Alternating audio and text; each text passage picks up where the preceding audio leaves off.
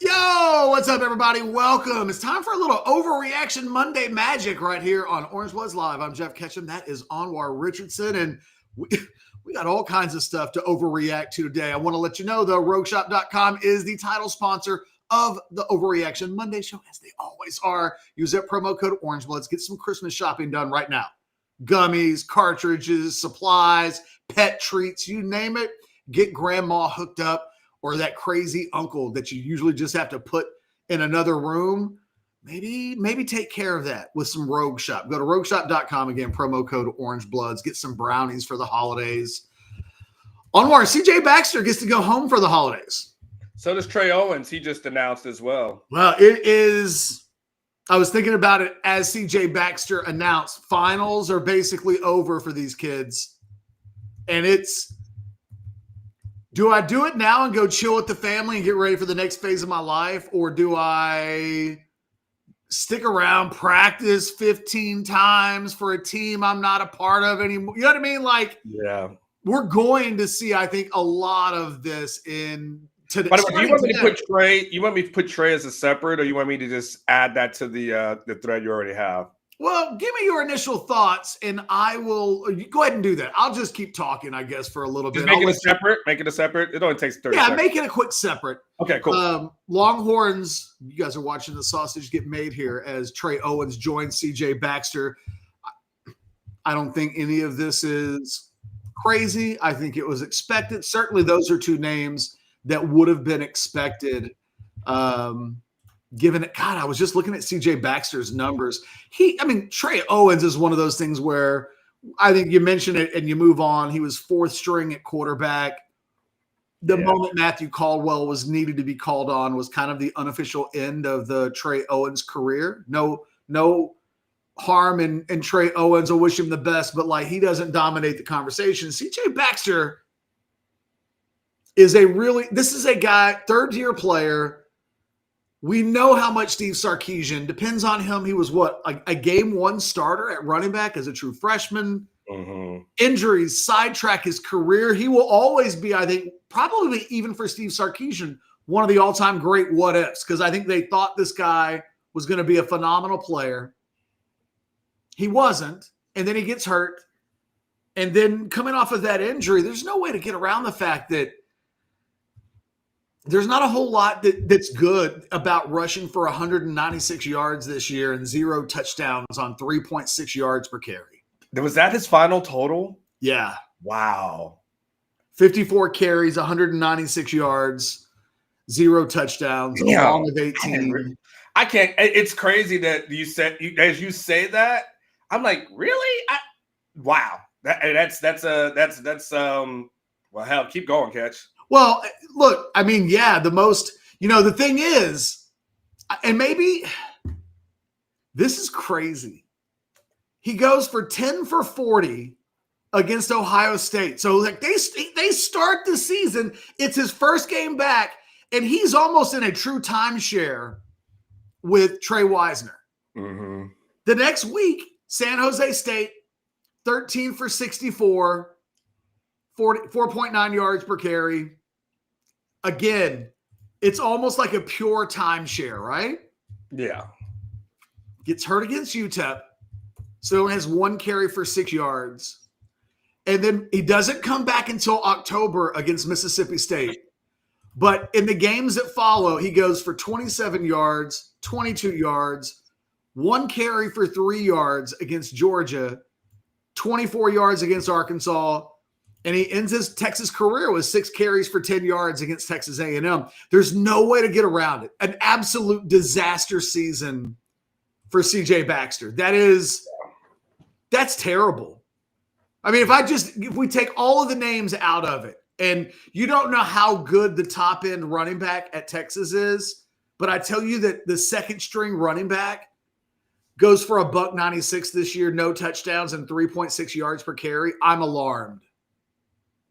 Yes. He has to make this decision by the end of the season. I think Steve Sarkisian probably knows last week, Anwar, when he says they're going to recruit the running back position. Mm-hmm. I doubt that there were many CJ Baxter surprises at that point from from this moment going backwards. So I'm sure he knew that when he said it, but they need it. They need such an injection of talent and production at that position. They gambled this year that Baxter, coming off of that knee injury, would be able to get back to the player that they thought that he would be, the player that they recruited. And in reality, like I said, this is, when you look back at the totality of the season now that it's over, there's no way to get around him not getting 200 yards this year on the ground or breaking 4 yards per carry. That leaves a sting for everybody involved. I mean, what's crazy is about to only have 196 for a guy that we joked for the past couple of years. That's Sark's boo, right? Like, if there's anybody who was in CJ's corner, it was Sarkisian. Like, that is the guy that had his back. It didn't matter. Like, this is CJ Baxter, who beats out a Jonathan Brooks, who Brooks ends up being a 3rd-round pick at one point. Cash, like, that was how much they had invested in what CJ Baxter was and what they thought he would be. And to the point of even coming off the injury, they're like, nah, he's going to be whatever they anticipated him being, even though we never really saw it at Texas. We saw it at spurts and at moments. The run game itself was just a huge disappointment. Like, overall, now there's some various factors that's attributed to it, right? And we can attribute how the offensive line played at times, and it didn't do well. But overall, Contrarian Weiser rushes for close to like 600 yards, this season. Sark, who prides himself in having 1,000-yard backs, doesn't have one this season, and doesn't have one that even comes close to it at that point. Hell, if you add up his top 2 running backs, Catch, that doesn't even equal 1,000. So, and again, I give Wisner, a little bit of a. I understand that there was other things associated with it, but then that being said, like, there was no juice there, and it was interesting in that room, Catch. And I don't know what to think about the room. Myself, we were both Christian Clark fans coming out of high school. I know he was coming off the injury, but thinking he's going to come back healthy, and barely really see him, in that room. And they have other guys like the James Hyman, and we don't see him in this room. And I don't know what to make. Is it the chicken or the egg? Was it the running backs fell off because of Tashard Choice not being there? Was it that it was the injury for CJ Baxter? Like, this new coach, was he just not the juice that they thought they were going to get out of that? There's a lot of questions for me. And as it relates to CJ, I just don't know where he goes. I don't know where he goes that's that much of a better situation than he has here. But, obviously he feels like the time is now. Sark, he let it be known, to your point, Catch, hey, this is where I'm going in the portal.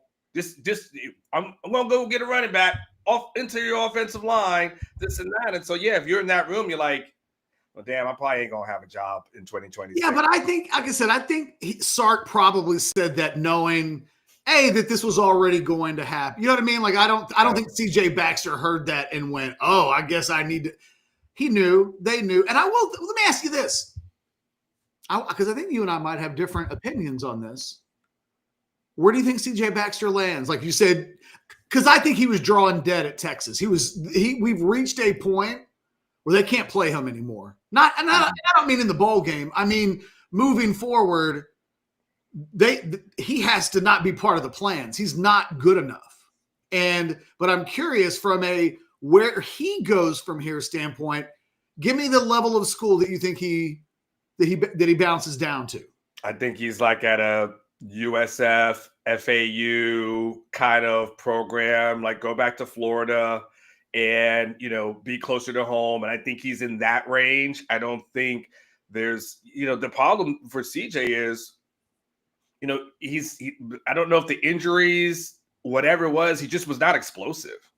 And on this level of if he goes P4, I don't think I don't think he plays as much, and I don't think it works out for him. I think for him, if he goes to like I said, a school like an FAU, a school like a USF, somewhere in that kind of program, G5, then I think, okay, yeah, you might have a shot there to maybe do some things, to maybe pursue your NFL career to that effect. But if you try to go to Mississippi State or Kentucky or things like that, I think you just end up getting washed out. What about you? I think the most obvious one, I think there's an obvious, and then I think there's a not so obvious way of looking at this that I'm curious to get your feedback on, because maybe I'm making a mountain out of a molehill, or I am considering something that we've never really considered before. I think Central Florida, like you said, South Florida, a directional school in Florida. Central Florida's in the Big 12, though. I know. And I think he's going to land at a Power 4 school. I have no doubt about that. The only difference would be if there's an in-state, if he's like, I just prefer South Florida over Central Florida, even if one is, in a Power 4 and the other's not. I'm cool. I'd rather be where I want to be. That I understand. But otherwise, I think he's going to have opportunities. I think, imagine CJ Baxter. This was CJ Baxter at USC. Same situation. Starts as a true freshman. You recruited his butt off, but he goes to USC to play for Lincoln Riley. He gets hurt. You don't get to see the full piece of him as a freshman. Then he gets hurt and misses his entire sophomore year. He comes back. He has the season that he has, and now he's in the portal. Mm-hmm. If you're Georgia, and you now have 105 scholarships to use. Well, there's that too. And you're like, I don't give a damn about none of these walk-ons. They can go. They got to be on the team. When I told them that they got to be on the team, I didn't tell them you get to be on the team, and if this thing goes to 105, you get a scholarship next year. That's not what happened. No. And I can't believe if Sarkisian, this was going to be my big overreaction today, actually. At some point, okay, I was going to get to the fuck them kids part of the where I was like, because Sark lives in a world where if he wants to, he's got a minimum of 31 remaining slots on his roster to arm his program with going into next year. He can do anything he wants to, but volunteering to take on guys that aren't going to play is a fascinating hill to die on. If you're Georgia and you've got 105 and you're like, well, look, we're getting rid of this kid that's from Atlanta whose dad is a billionaire, and we let him be a walk-on. We're not letting him have a scholarship.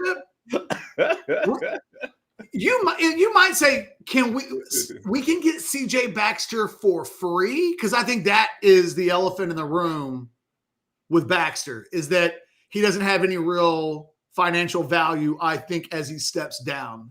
He's got to make a decision between, does he go for vanity? I want to play for the biggest program possible, and I believe in myself, and I'm only 1 year removed from injury, and if you put me on the Georgia team, I will play. Okay.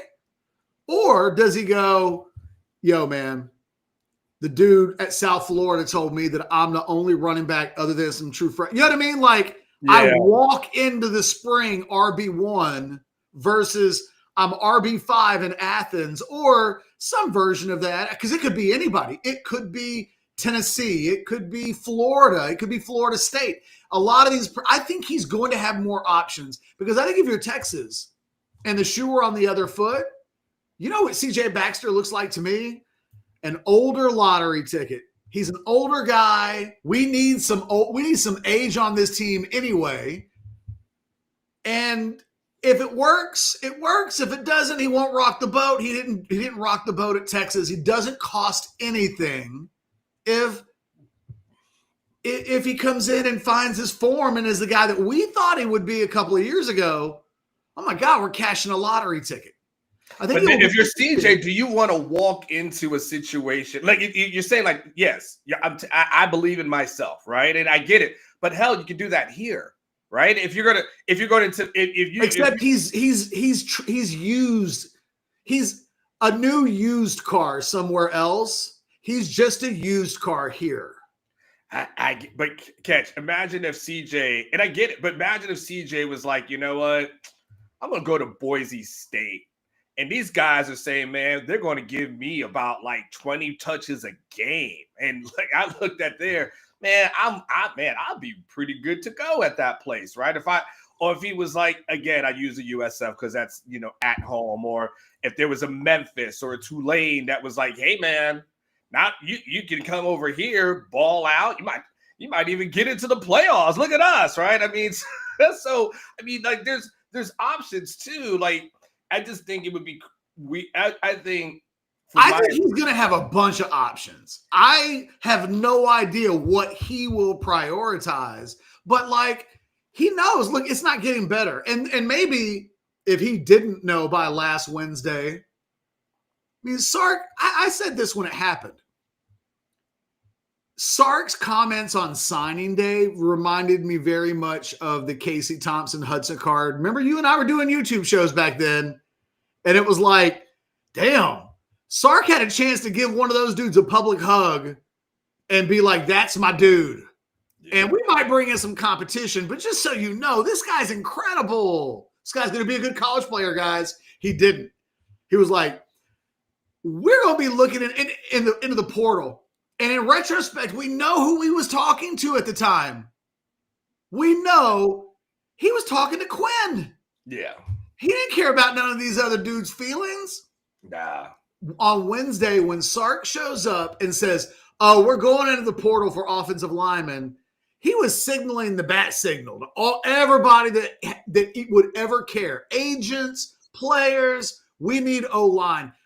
When he said running back's going to be a big position for us as well, I thought he's talking to somebody.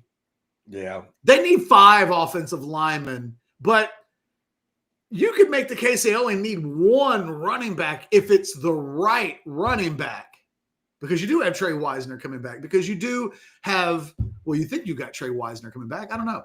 Yeah, I mean, he's draft eligible, isn't he? He is, and he knows that Derek Cooper is coming in, and that they're, you know what I mean? Like, yeah.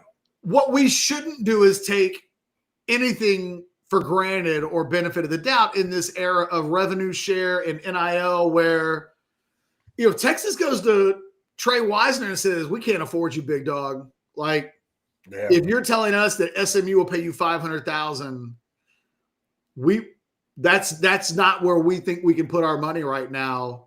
I don't know. Like, this is just a different ball game. And if you're Trey, if you're at, you probably say to yourself, I can hear an argument as like, man, the more hits I take at the college level, True. It ain't worth it if I just want to get to the NFL. So you know what? Doing another season of this, yeah, maybe I'm a day 3 pick or something like that. But I think he plays in the NFL. So yeah. So you can. If I'm Wisner, I'm like, man, it's just the more hits you take in college as a running back, the less of your value is anyway. And they use up those running backs in the NFL. Catch, like they will run those guys into the ground and pray you don't want to get a second contract. Like they do. Just, man, can we get 3 years out of this guy? But we don't want to get him that second contract, because they know when you give it a second contract, you're going to instantly suck.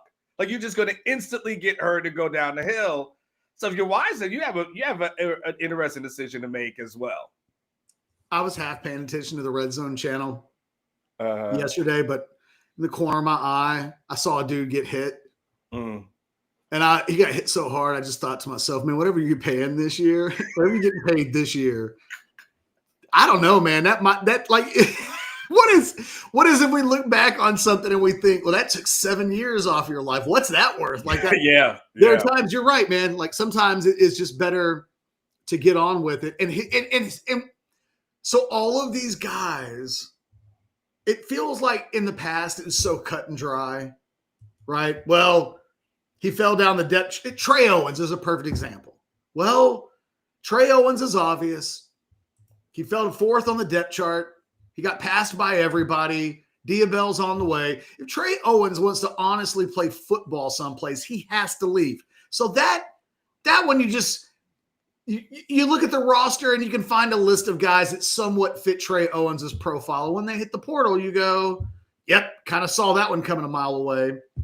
Baxter, kind of somewhere heading in that direction of, his carries have gone down. He didn't have more than 27 yards in any game after September 6th of this year. He never cracked 30 yards in any game in the final 10 games of the season. Now, he misses some of those games still. But a guy like Wisner, you will see, look, this is how the portal gets good players. Yeah. Everybody's got to make a decision that's unique for themselves. I choose to believe at the end of, when we got to April last year, Anwar, and Emmett Mosley, Jack Injuries, and Murad Watson all entered the portal and committed to Texas before they could set visits to Texas. I mean, the quiet part was being whispered at that time. Nobody cares. First of all, nobody looked at any of those guys and thought, what the hell? We got to stop this from happening. It was this guy had a nice freshman year at Stanford. This guy played at Syracuse. You know what I mean? It wasn't shockwaves. But those dudes were lined up and ready to go. They just were. They didn't even take a visit. They just committed. And they were all need positions. And I have to believe that behind the scenes, Texas has an eye. I don't know who these players are. And no one has told me. And I think this program has to have learned a lesson from the Adonai Mitchell deal. Like, loose lips can sink ships. It's still kind of crazy that thing still went through. That dude was playing in the national championship game. And people were like, yo, that dude's going to Texas as soon as the game ends. And then he did. And you know what? Now that you think about it, maybe some of those comments that Kirby said the other day when they last played. Yeah. Maybe there was more purpose behind them than I wanted to give them credit for. This one's just really interesting to me because I don't know what the right I don't know what the right decision is for a guy like Trey Wisner. Do you? I don't have a hot take. I think for Wisner or Baxter. For Wisner, Baxter has to go. Baxter has to go. If I'm Wisner, I go into the draft. If I'm Wisner, I don't risk that another an injury. And I think that there's value. You remember that guy? What would Wisner have to do to be a top 2 or 3 round guy? I don't know what he runs, so that would be something on that. But you remember there was who was the running back that was here at Texas Catch? I think he went out to like USC and then he eventually got drafted by the Cardinals.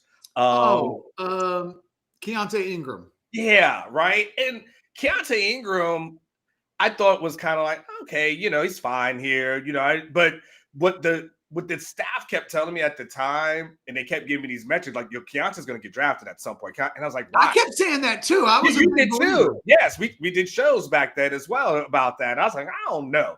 But what they kept showing me the metrics on it was the less hits you have on you in college, the more attractive you are to the NFL. And they were providing me, even when before he left, they were providing me with the numbers. Like, he's eventually going to go to the NFL. And I'm like, I said, the numbers don't seem to add up. But the NFL views it different. The NFL, if you're that guy who's played in college for 4 years, you rush for, 4,500 yards and 1 billion touchdowns, and you've played in, 12 times 4 games, that kind of thing. You played in that many games. They're like, man, this guy is used up. They don't look at it like, oh man, this is going to be fantastic. Like, oh man, this guy has gotten abused. He ain't going to last long up here.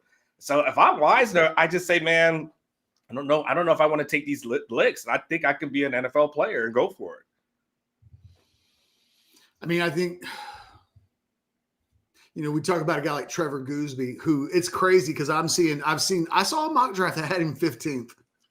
Oh my God. What? You didn't see that? Was that over the weekend? I don't know. I can't even remember if it was a mock draft that mattered.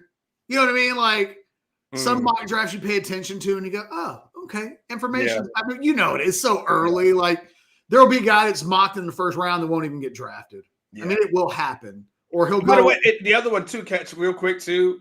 The Texas had their freaking fourth string running back drafted just in the fifth round just a couple of years ago. What was it? I forget he was mainly for a special Keelan Robinson. Keelan Robinson, like he got drafted. Keelan Robinson got drafted. If I'm Wisner, I can argue with myself that if Keelan Robinson can get drafted, so can I. Okay, just continue.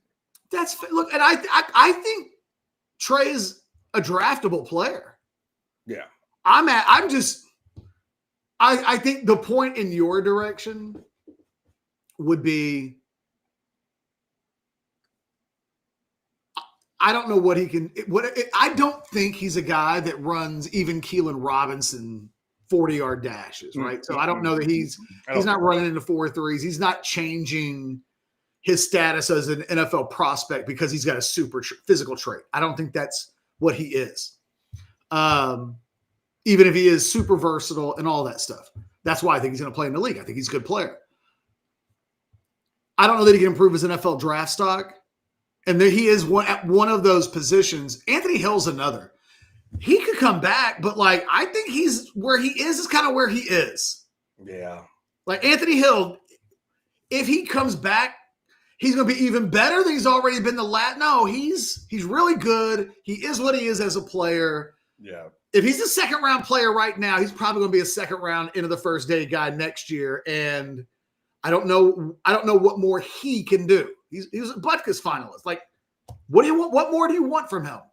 And you know what I have Anthony Hill do right now? I was like, hey man, by the way, look at your hand. You see that hand that didn't allow you to play in these last couple of games? Do you want to risk that next year? Well, what if you're Texas though, and you say we'll pay you more right now than your entire signing bonus of being a fourth round draft pick is going to be, or if somebody else values you like that. That is the other thing. There's a little bit. Everybody's got money to spend to some degree. Everybody's got guys coming off the books. Texas Tech, for example, David Bailey's going to come off the books. Yeah, that's $3 million that was occupied. That may already be spent, but there's money coming off the books. There's more money coming in. Someone could go to. Do you want Ant Hill at 1.5, or can you say, hey man, we really appreciate your service, but now we can maybe, to your point of books, might be able to save 1.5 or 2, and hey, I think Anthony Hill's already getting 1.5. Well, then he's got to get a raise at this point. If he's getting 1.5, then he's got to get up to 2 if that's the case. Well, and look, if you're talking about that kind of money for one more year. Does that change? What does that do to a guy that's like Anthony? Because Anthony Hill's, I don't think is coming back.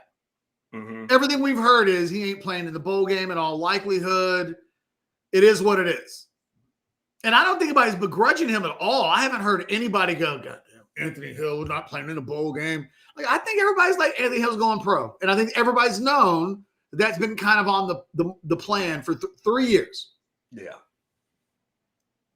But like, if Texas goes, look, big dog, 1.5, like we're both happy, right? And I'm guesstimating. I don't think either he or Colin Simmons got $2 million this year, but I think they were in between 1 and 2 somewhere. So those dudes didn't just stick around last January because they took hometown discounts. And here's the thing here's what you and I know that happened behind the scenes that will happen again, which is after the season ended last year, everybody was like, hey, show me the money. Show me the money. Now, there are guys on this team, Catch, that we know can go and say, show me the money. Anthony Hill can say that. Colin Simmons could damn sure say that. Whatever you paid Grayson Littleton coming out of high school, he's going to have to get a little bit more. Same with Cade Phillips, right? Some of those guys are going to be like, show me the money. And then there's only a certain amount. I don't think everybody could get a pay bump, but Anthony Hill will be a guy, whatever he's paid in 2025, that's a show me the money kind of thing for him because he's earned it. He deserved it. He's been a fantastic player. And then if you're Texas, do you say, all right, we'll bump you to 2 or 2+, or do you say, man, don't you really want to go? Don't you want to go to the NFL? Isn't that your dream? And then save $2 million or 2 point or whatever the number is. The problem is the first pick of the second round of the 2024 draft basically got a $10 million deal. Well, then the math is easy at that point. So where it really, what you can do in college football in 2025 is you can't keep those guys. No. But you can keep your 4th round guys. Oh yeah. You know what I mean? And so yes. Who on this team is maybe borderline? I think Malik Muhammad's got a real interesting decision to make. He's not a first day guy. He's, to me, a second day guy. But if you told me 4th round, I wouldn't blink. Yeah. You would think if there was a guy that could move into the Anthony Hill slot off of this defense, it might be Muhammad. And I think Muhammad's already. I had somebody tell me before the season that like Malik Muhammad has made a bunch of money at Texas. Mm-hmm. So I think they feel like they finally got their payback on that. So I think they'll feel like both sides were happy this year about what there were grumblings last year that Malik Muhammad doesn't make enough plays. And I guess, man, if you're paying a guy a bunch of money, it's fair to expect that they make some plays in addition to being pretty good. I don't know. It's a brand new world in college football. Like, I don't know to tell somebody not to be mad if the value's not there. I get it.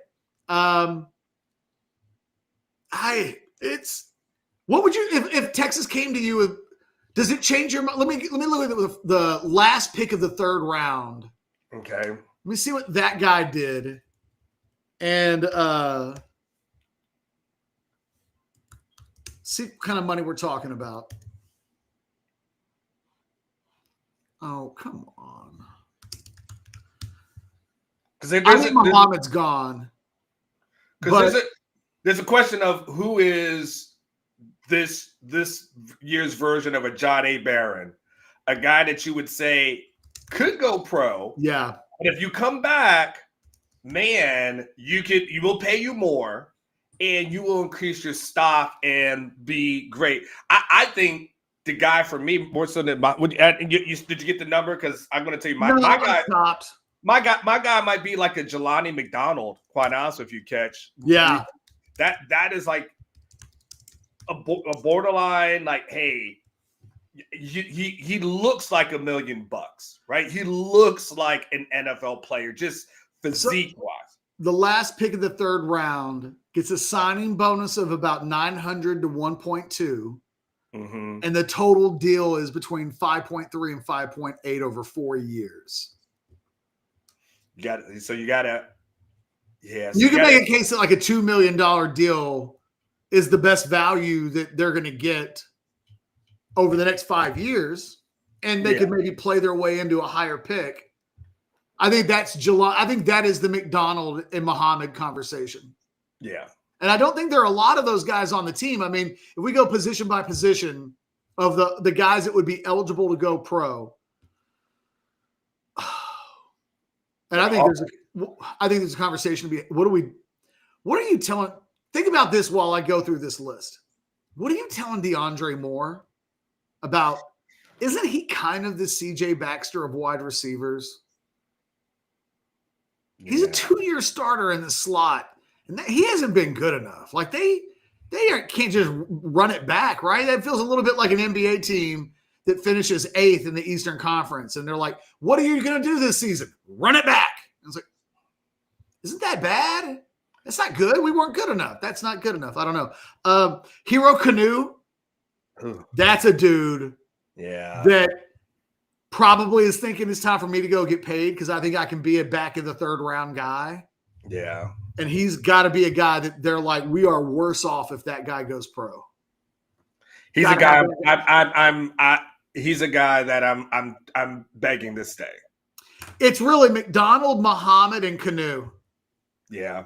There's nobody on offense that I think that's on the roster that's eligible to go pro that you're tripping about? Yeah, I mean, you want it because I mean your biggest thing would be Gooseby. That would be like your biggest Oh, fear. yeah. I'm sorry, Gooseby. Yeah, And look, yeah, man, you got to give Gooseby a couple mil. That's going to have to happen. Got to pay him. there is that is not. It is how much. It is not a. We're not negotiating back and forth. Well, I also think that there's going to be a point when somebody else could go, look, man, I'm not telling you not to go pro, but I hear Texas is only paying you 2, and we will pay you 3 to come play a season at Alabama. Yeah. And, we act like that hasn't happened. That hasn't happened to Texas at all. It happened to Georgia, though. Mm-hmm. It happened to Georgia a couple of times. Georgia is suing Damon Wilson because that dude left, and they were like, that's messed up. And you know what? We don't like it.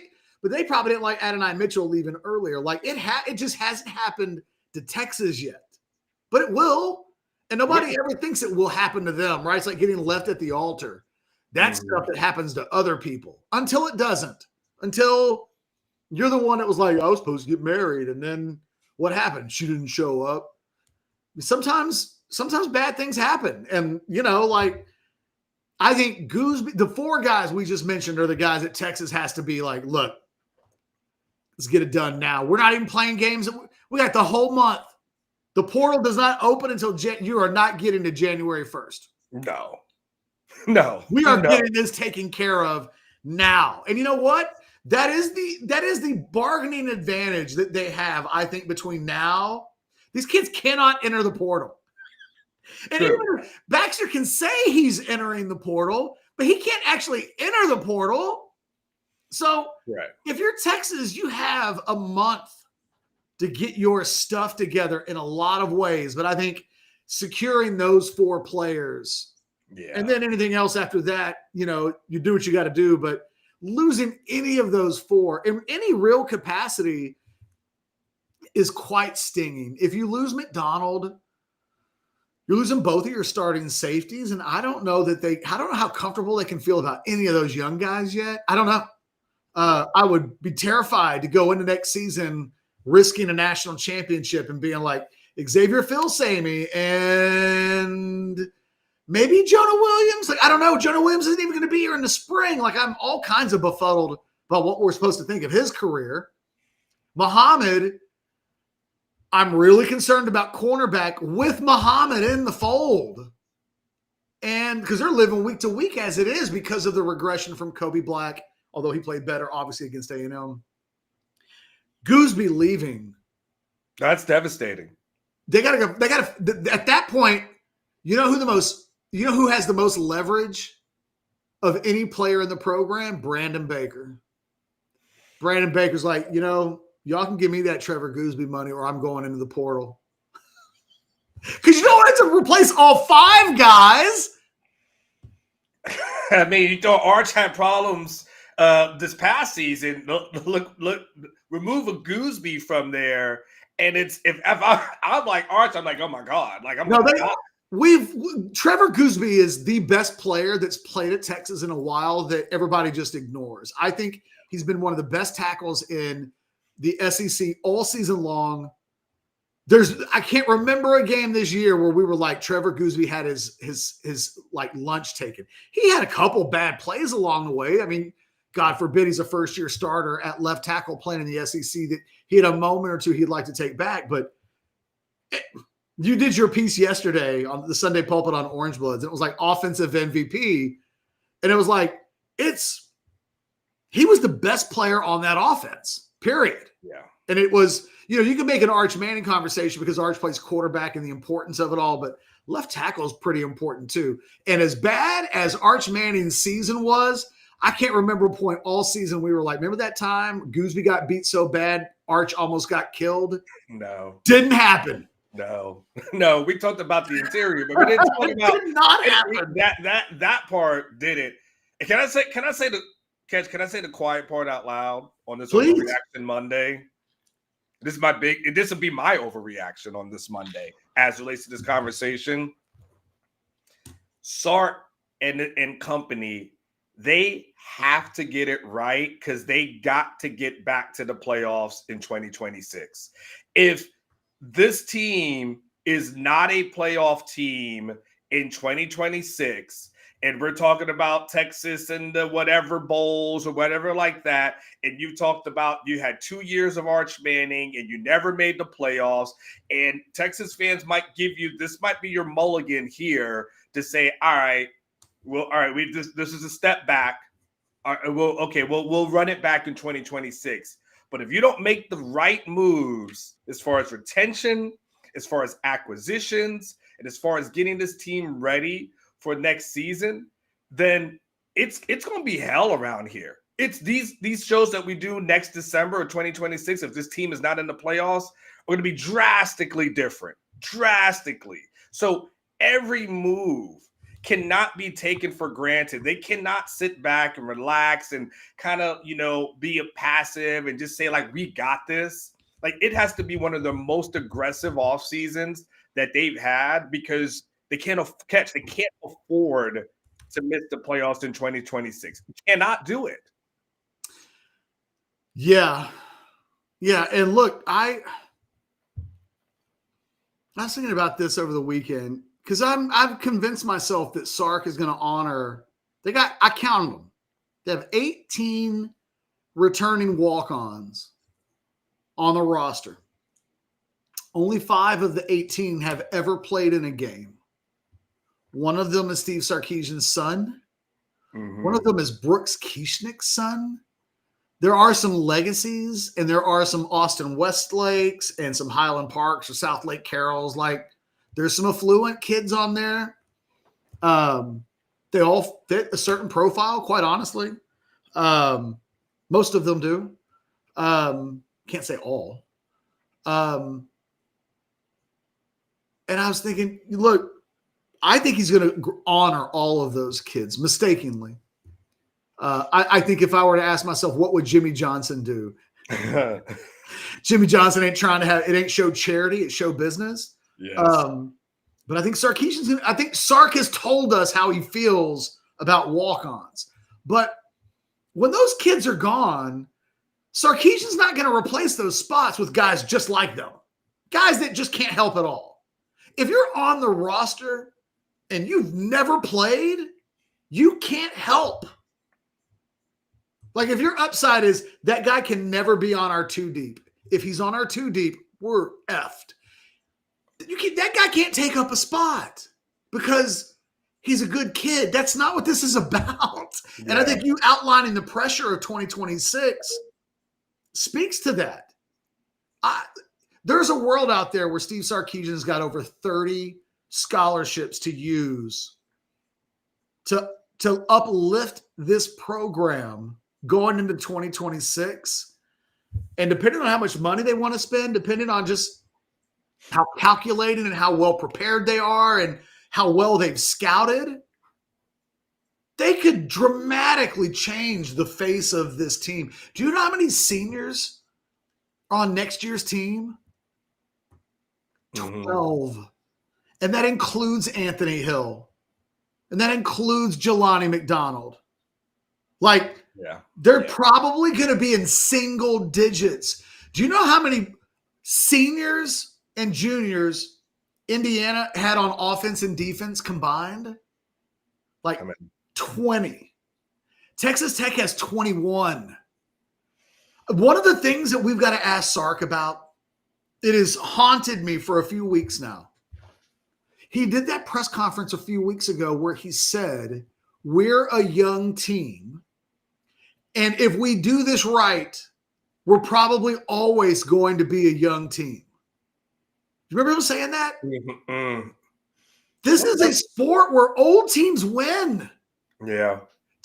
What Texas Tech and Indiana have in common is that those dudes roll out 20, 25, 30, 21-plus-year-old guys on the field every week. They're playing men.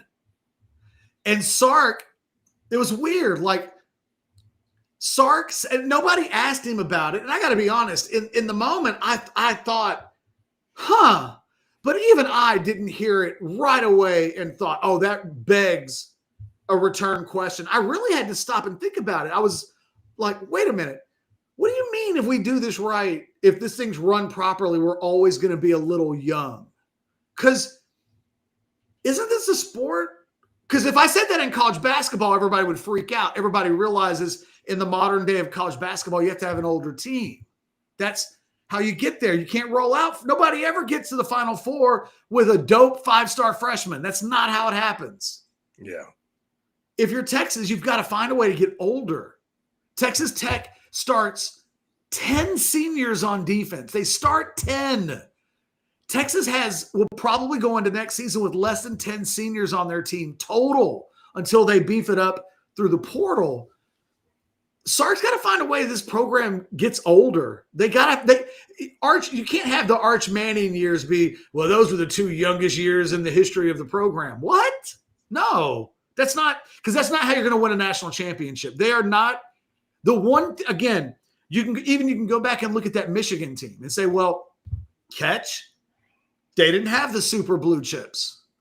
How do you explain Michigan winning the national championship like they did when they had 4 or 5 national high-level player recruits who were players in that program? They shouldn't have been on the field.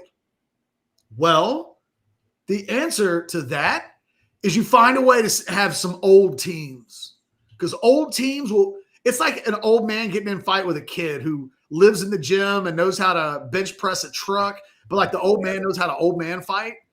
These old dudes, that's why BYU is good. They just got a bunch of old dudes. None of these dudes get drafted, but they're all 20-something years old. And Texas has got to find a way to get some 20-something-year-olds on the field, because this year they didn't have many.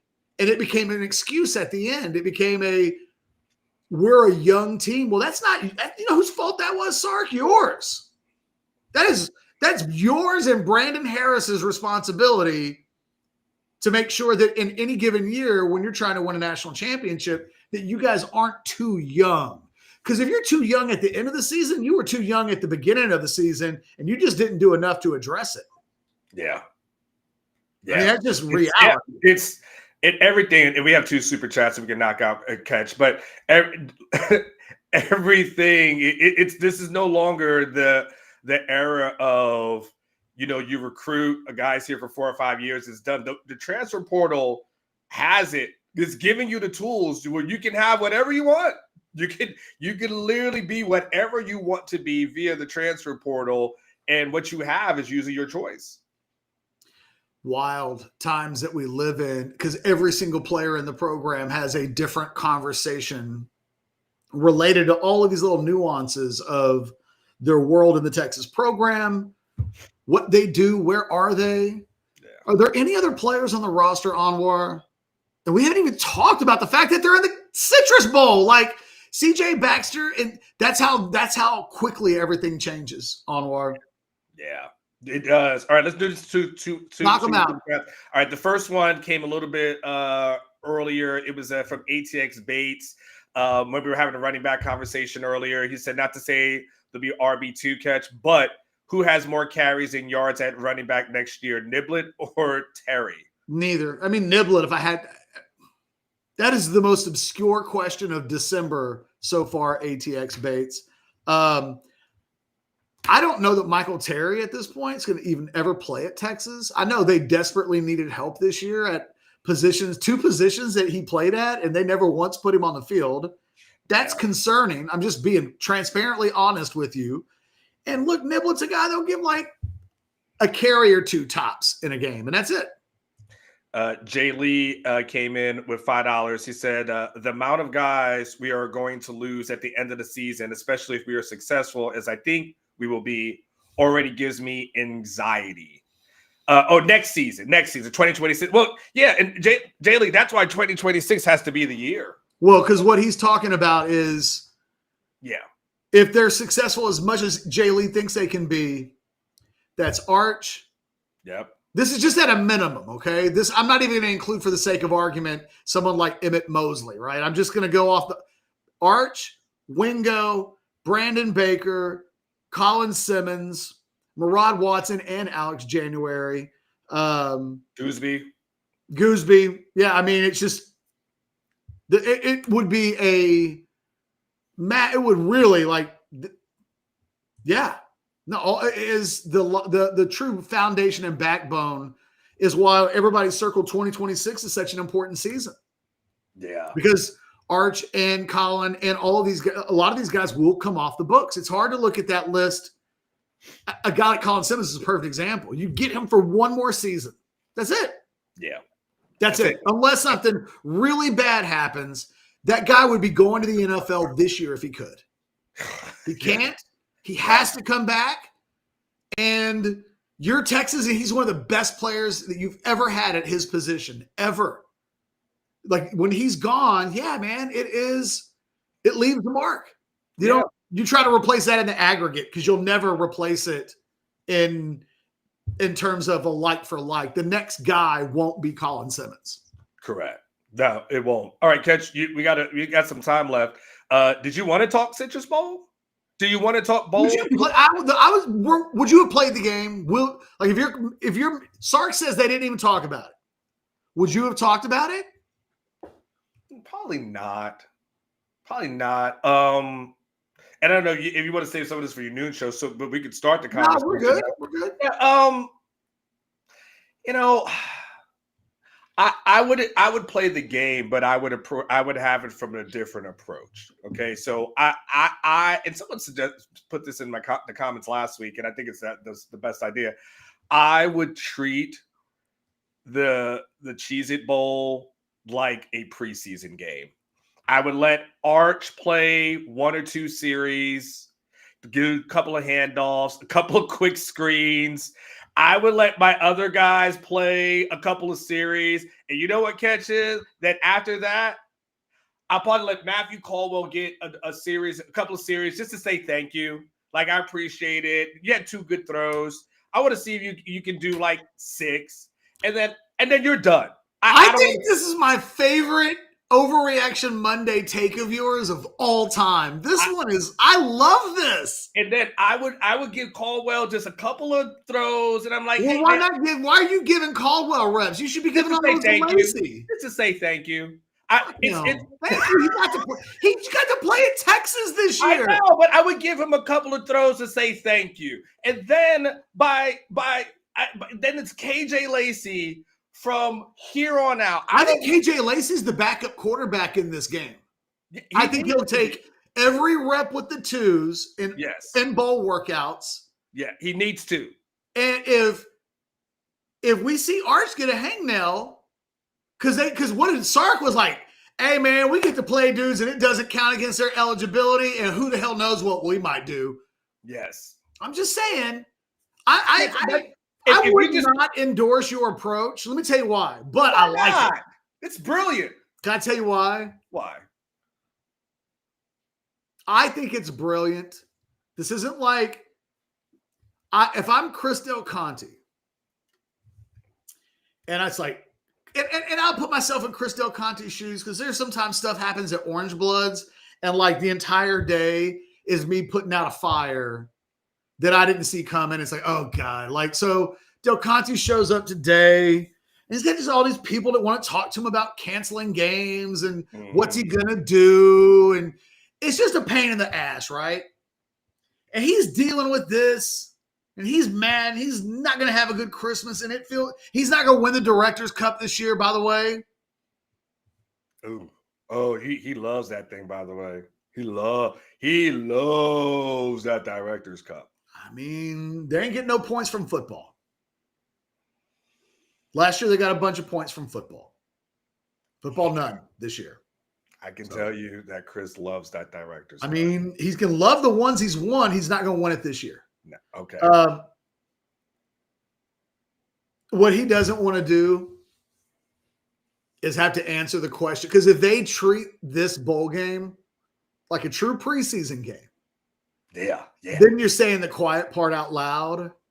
And forevermore, you don't ever get to tell a story about how a bowl game is important. It is important. It's important for building for next year. but not imagine a world now. They're trying to sell tickets on War like they. Yeah, F them people. They're going to come anyway. Listen, this game is on December the 31st. The only people who are saying I'm doing this are diehard fans. Like, this ain't no playoff game. This is the damn Citrus Cheez-It Bowl. This is the Cheez-It Bowl, man. Like, it is what it is. Let's just live in that reality, okay? Are you taking your kids to the Disney? Are you going to Disney with the kids? No. Why not? Well, I'm taking my girl. Besides, it'll cost $1 billion. But like, I was gonna say, I don't know if El Presidente knows how much Disney tickets cost. That $9. We only about another 190 short. Well, he's saying let's get a GoFundMe page going so that we can pay for it. You want to start like GoFund the date nights that I'm going to have in Orlando. Like you could get, that's where the money would go, El Presidente, but it's not going to go to them kids. F them kids. I'm taking my old lady down there, and we're going to go there. I'll be damned if we're going to ring in the new year on the phone. That's not going to go over well. That's not going to go over well, dude. So now, baby, I got her plane ticket. I bought her a ticket in the end zone. It was like $150 catch. Like, no, but catch. On game day, though, she'll be able to get in for $5. Probably. Yes, 100. She was like, "Oh, I told her let's wait, but I didn't have it in me to go back and forth yesterday." So, hey, and if it makes you feel any better, your peace of mind is worth that much money. I said, baby, we could just wait. Like, you remember how it was for the New Orleans and the day of and this and that, and then she saw she's like, "Well, this is." I'm like, you know what? Let's just get it. I don't give a damn. I'll move on. The thing is, if you don't buy tickets in advance, like I know people who are perfectly comfortable buying tickets the day of to events that they go to, but there's an anxiety that comes with that where like their whole trip is like, hey, yeah, we got to get down there and do this and be ready for that. And like, you know what, man? Sometimes peace of mind and just being able to like, hey, what time do we need to get down there? Whatever we want to. Correct. That's worth $100. It is. Dude, there's certain things that are worth the expense, and that is worth it. And then, as you know, as a veteran of relationships, sometimes if your woman is happy, it just made my day go better, and I don't have to worry about any of this stuff going into the next few weeks. I was stuck at an airport with Sean Adams in Nashville long time ago, and we were scheduled to get in till about midnight. We're on the same plane. Mm-hmm. And I looked it up, and it was like $100 to get there 12 hours earlier. And Sean was like, oh, I don't know, man. Like, I don't know, $100? Like, I wasn't raised to just throw $100 away like that. And I was like, Sean, it's 10 hours. It's $100. Yes. Whatever it is that I do for the remainder of the day, would I be willing to pay $10 to do whatever I want to for every hour the rest of the day? I was like, yes, I would. And Sean was like, let's do it. Once he realized it's your time, Sean, that's what it's about. We were like, and forevermore, if we could get a cheap upgrade and get someplace earlier for $100, heck yeah. Every time. A couple more super chats. A couple more super chats. Jay Lee said, on topic with my first chat, I think Sarkisian again goes for multiple year starters in the portal this year, not one and done guys. I think I'll try to do both, Jay. Yeah. I think that don't underestimate how important 2026 is. So I agree, Jay Lee. Like, they'd love to get a Murad Watson who, in theory, has 2 or 3 seasons remaining, but all hands are on deck, man. They just missed the playoffs, and that ain't gonna happen anymore. Like, or this place gets real difficult to be around. Yeah. Oh, and I think we've already hit the other ones. We're done. We're caught up. Okay. So look, Ken, back to my idea. Okay, listen. Hear me out. If you have KJ Lacey play the majority of that game, now you've got your backups ready. All these receivers who maybe, your Jamie Frenches and your Khalid Lockett's that we barely saw this season. You let those guys get in some PT, right? And everything about this bowl game is getting guys reps for getting them for 2026. Now, because there's a certain amount of guys you say, okay, you're good. What does Arch benefit from this bowl game? Well, is this the last game of 2025 or is it the first game of 2026? if you're Texas, this is probably the first game of 2026. Well, I think that's got to be it. Well, and I'll tell you what, if that's the case, and Matthew Caldwell doesn't play, you don't get Matthew Caldwell. Fair enough. And I think that, and I'm actually it really is, and we don't even know they're going to give us a spring game. So, there's a world. By the way, they should do. I put that in my column, and that will be the thing. First of all, the whole, hey, I don't want guys to poach our guys in the spring. Well, that's off the table because the transfer portal window is in January. So you don't have to worry about someone stealing your guys because you showcase them. But I also think, Catch, if you have a team, the first time these guys are in a pressure environment shouldn't be the season opener versus Ohio State like it was this past year, right? It should have been, hey, you've got all these freshmen, Catch, who come on campus in January. Put them in the stadium and let them go through it as opposed to where we just want to hide it behind closed doors. Like, put some pressure on these guys. And who knows what that may or may not have done for at least the start of the season. Just, it's to avoid the slow start. And that's so I don't have to worry about a loophole for you. Okay. Well, I had somebody tell me that, like, the JUCO market is going to pick up some action this year. Yeah, that was me. Oh, we both heard that, but you reported that. I reported. I had heard that as well, but you're right. We heard the same thing, and I was like, really interesting, right? Uh-huh. Well, when Micah Hudson did that whole, I'm pretty sure, officially Micah Hudson is a Texas A&M transfer, if I'm not mistaken. Okay. I just wonder if you're in college and you transferred to a junior college and then you tried to transfer from the junior college immediately to another school, if that could be a loophole around the portal. Because I feel like the NCAA would want to get sued. You can lose another one? They don't want to go to court. So I just wonder if any kid in March decides he wants to enter the portal. They're telling him the portal's closed. He takes a summer school class at Blinn Junior College and then is like, I'm officially at a junior college. I can do whatever. I don't abide by your rules anymore. Yeah. I don't know. I was just trying to think of how the JUCOs can be used as a potential, who the hell knows what may happen on that front, because you'll be looking to exploit. Texas might be sitting at 97. And there ain't no more dudes in the portal left to pick. Yeah. Get our butt down to Tyler and see what's there. I don't know. Yeah, I just think it's interesting, Catch.